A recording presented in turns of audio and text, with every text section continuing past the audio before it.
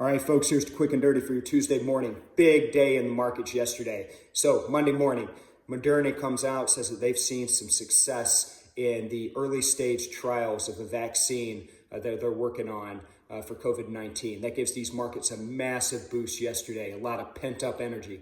Dow rallies 900 points. S&P rallies 90 points. That's a 3+% move to the upside. Strong day yesterday.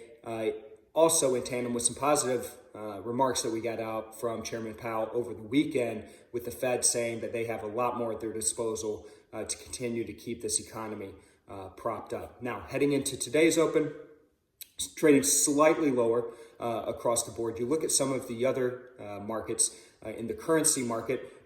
As we saw that rally yesterday, we also saw some weakness in the dollar. Have seen some strength in the euro with a German Franco deal that was announced yesterday, which the idea is that could set a benchmark or a precedence for a bigger European deal to provide more stimulus to the economy in response to COVID-19. So that's got the euro trading higher today. Look at oil. Oil's had a couple big moves again, and another 2.5% higher today. We have the oil expiration for that June contract today, so just be mindful of that. We are now rolling into that July contract.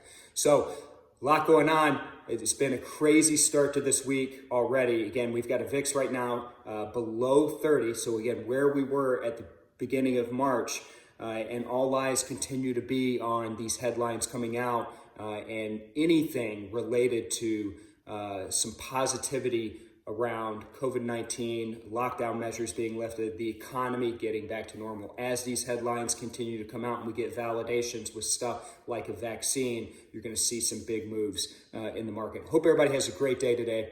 I'll check back in with you again tomorrow. Check in with us on Twitter and Facebook throughout the day for updates. Stay safe, stay healthy, and take care.